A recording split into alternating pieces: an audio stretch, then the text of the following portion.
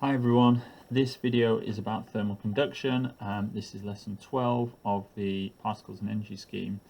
In the previous lesson we introduced students to the idea of heating, and when I teach this next lesson, which is the first on heat transfers, I like to just frame it in terms of the broader story that we've talked about so far. I think it's quite helpful for students to just give them a bit of a kind of taxonomy of these different types of energy transfers that we've been talking about so far. So if I put energy transfers here. Now we've kind of mentioned these already, but we haven't gone into loads of detail. But I just want to remind them here that the four ways we said energy could be transferred were mechanical, and you might wish to tell them, if you haven't already, this is in terms of forces, whether you call that pushes and pulls or whatever, but that sort of idea. There's electrical, heating, electrical is in terms of moving charges, heating, which is in terms of hot objects giving energy to cold objects, or really we should say objects at a higher temperature transferring energy to objects at a lower temperature, as we discussed in the last lesson, and then the final one, which is radiation. One interesting point for you guys as teachers to note is that these roughly correspond to the 4 units of physics that we teach them at Key Stage 3. In that mechanical is to do with forces, and to a certain extent the energy part we did before. Electrical is to do with electricity and magnetism, mainly electricity. Heating is to do with the particle model and thermodynamics and so on. Radiation is to do with light and electromagnetic waves. Anyway, the point is, it's worth reminding students of these 4 ways of transferring energy before you then introduce these kind of 3 subsections here, in that there are actually 3 ways that energy can be transferred from high temperature objects to low temperature objects. So one of these is conduction, and that's what this lesson 12, focuses on. The next is convection, and the final one is actually radiation. So you can kind of link that in that way, like that. And the final thing to say before you get on to talking about conduction is that conduction happens in solids. So conduction is how heat is transferred through solid materials, whereas convection happens in fluids, i.e. liquids and gases. And that's probably a word they've heard before, fluids, but they most likely think it's just liquids. It's worth just emphasizing to them that fluids refer to liquids or gases. It's anything that can flow.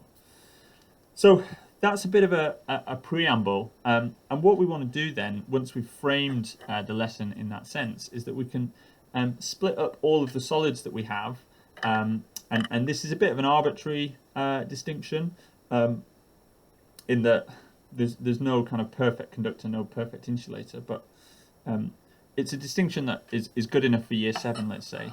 We can roughly categorize all of the solids that we know about in the world as follows. So I'm going to put 2 categories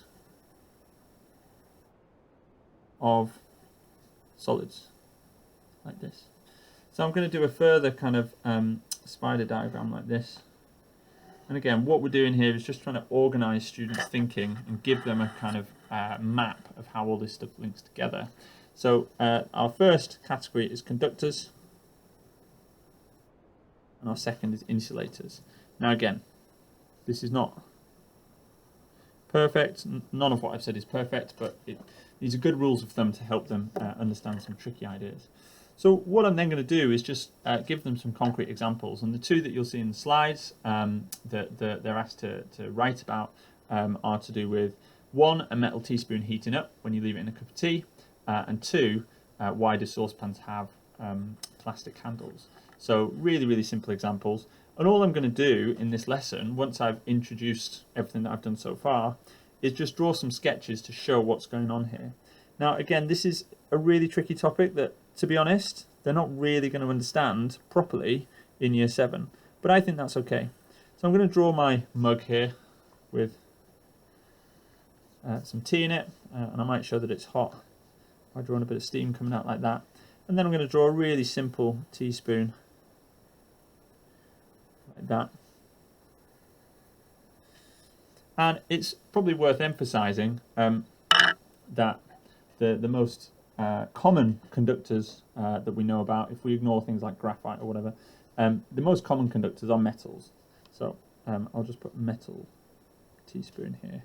And that's something that you want to emphasize to your students, that if we're thinking conductors, as a simple rule of thumb, think metals. And what you want to emphasize here is that there's going to be some heating going on here, because this end of the teaspoon that's in the hot tea is going to be at a higher temperature, whereas the end of the teaspoon that's out of the cup of tea is going to be at a lower temperature. So clearly some heating has to happen if energy is going to be transferred from that end to that end. And they'll all be familiar with the idea that if you touch this end of the teaspoon that's out of the cup of tea, at least after a little while, that end is going to get hot, and it gets hot quite quickly. That's something that they will have looked at in primary school. So what we need to do is give them a mental model with which to make sense of the macro, this observation that I'm sure they will already have made. I'm going to sketch in here like this. If I skim down there like that, I'm just going to sketch a square inside my teaspoon and just try and give them a picture of what's going on inside a metal. And again, this is where it's a tricky one, because we have to introduce the idea of free electrons here, and I'm kind of ambivalent as to whether this is a good idea, but overall I think just for completion's sake, I think it is nice when we're talking about heating and cooling to at least give them a sense of what's going on in conduction. And I think you can't really do it without giving them an idea of what's happening in terms of the electrons. So what I'm going to say is very, very simple, and obviously this is the kind of topic that you're going to need to come back to after they've learned about the structure of metals and so on a bit more. But right now I'm going to give them a really simple picture, and I'm going to say, well, metals are very special solids, very special, and what makes them special is what makes them so useful. And I'm going to say, well, they still have this fixed lattice, and again, this is where already you can see it's a little bit kind of schematic and going away from what we've told them so far. I'm going to say they are regularly arranged, but in this case there are these kind of little gaps. We can imagine these little gaps, and they're still just as they were before. They're vibrating on the spot and so on, but there are these little gaps between the particles in a metal. So this is not a perfect picture, again, I want to reiterate, but it's just something to give them a sense of what's going on. And what I'm going to say is, you've got these particles, they're in the fixed lattice, they're vibrating on the spot just like any other solid. What's special about metals is that they have this extra little particle, these extra particles which are called free electrons. And I'm going to draw these free electrons like this, just kind of zipping about. And what you want to emphasize to the students is that these free electrons are free. They don't just vibrate on the spot like those big chunky solid particles. These things can move around all over the place.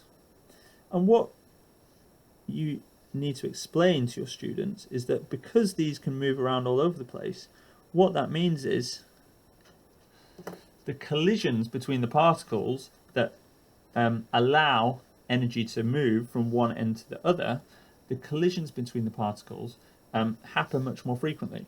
So energy can be transferred much quicker. Now, I'm not going to go into loads of detail here in this video, and honestly, there may be better ways of explaining this. This is one of those examples where actually animations or some sort of demonstration or whatever might be more useful, because this is hard to get across to students. But when I've tended to teach, when I've taught this, I've tended to do it in this way and just give them the idea that because you've got these free electrons, and it might be worth labeling these, sorry, because you've got free electrons, there are more collisions. No, I can't spell. There are more collisions, and that means that the thermal energy is transferred faster. And that's the key idea, that the energy is transferred faster because of those free electrons. Like I say, animation might be useful here. But I think that's the key idea that you need to get across to your students. Now I'm going to contrast this with the the saucepan with the plastic handle. So what I'm going to do is draw my saucepan. I'm going to draw the handle here like this. Maybe I'll shade that in black to show that it's made of plastic. They'll all be familiar, I'm sure, with black plastic handles. So this is in my insulators part. And I might want to show here that this is going to be quite hot. Again, I can show the steam rising, something like that. So they've got an idea that you've got hot water in here. But what I want to do is get them to understand, well, why is it that this handle doesn't get hot in the same way the end of the teaspoon does? And again, you can see this side-by-side layout that I'm doing just to try and contrast what's going on in the insulator compared to what's going on in the conductor. That gives them a really clear comparison and hopefully will help them answer it a bit better. And all I want to do in here is say, well, look, what happens here is, if we've got our particles again, I mean, I'm going to draw the gaps again. I don't necessarily need to, but just for the sake of consistency. And what I want to show them here is that actually the way energy is transferred here is by one particle bumping into the next one, another particle bumping into the next one, and so on. Now, the point here is that because these can only bump one at a time, energy is transferred much more slowly. Energy transfers slowly. And again, that's the point you need to emphasize to your students, and they will find this difficult, but it's that without these free electrons, which can zip through and collide with lots of the particles very quickly, so that energy moves through the lattice very fast. In this case, it happens one at a time, and that's just quite a slow process. And in fact, with an insulator, it would probably never get beyond a certain point. And it might be worth just moving from the concrete to the abstract back to the concrete again. We might even add it here and just show a larger arrow to represent that really fast energy transfer, but then a much smaller arrow to represent the really slow energy transfer here, like that. So I think that covers everything that you need in that lesson. But like I say, diagrams alone might not be enough here. And if you have any comments, if you could share with me any other ways that you teach conduction in a way that really makes it accessible to your students, I would absolutely love to hear from you. Next lesson, we will look at convection, which is another topic students tend to find difficult.